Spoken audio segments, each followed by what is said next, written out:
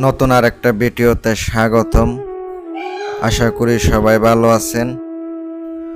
পরিসাধনার আমল নিয়ে উপস্থিত হলাম। কোরআনি একটি আমল, যারা বিভিন্ন বিপদগ্রস্ত আছেন, ঋণগ্রস্ত আছেন, কোনোভাবে ঋণ পরিশোধ করতে পারতেছেন না, মহা বিপদে রয়েছেন, তাদের জন্য আজকের ভিডিওটা। মহান আল্লাহ পাক যদি চায়, এটার ওসিলার মাধ্যমে হইলেও ঋণ থেকে মুক্ত হইতে পারবেন। যদি ভিডিওটা সম্পূর্ণ দেখেন, আমি আপনাদেরকে শতভাগ গ্যারান্টি দিয়ে বলতে পারি, কাজ করলে নিশ্চিত কাজ হবে, এতে কোনো সন্দেহ নেই। আর কাজগুলা কিন্তু খুবই পাওয়ারফুল। আর পরিসাধনা ফেলা মনে করেন না, চাইলে হাজির করা যাবে তা না।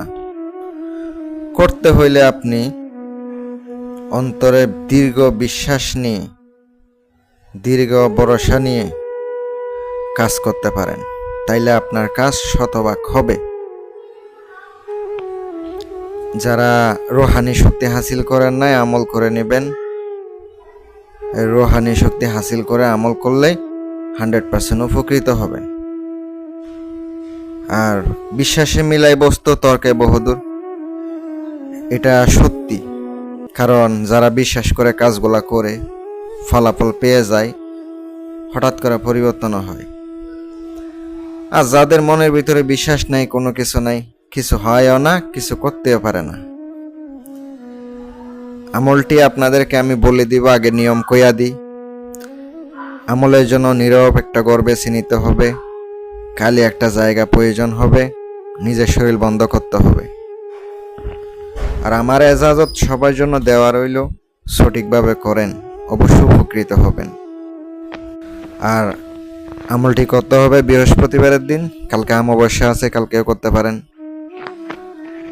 আর আমলের জন্য অবশ্যই ভালো সময় দেখে কাজ করবেন। রাতে 12টার পরে আসন বিছাইয়া নিজের শরীর বন্ধ কইরা আমল করবেন।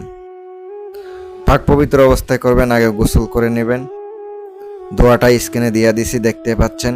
দোয়াটা মুখস্থ করে নেবেন। কইরা নেওয়ার পরে আমলটি করবেন। অবশ্যই আমলের জন্য আমার পক্ষ থেকে দোয়া রইব সবার জন্য, যেন হাজির করতে পারেন আর রুহানি শক্তি হাসিল করে আমল করবেন। দোয়াটা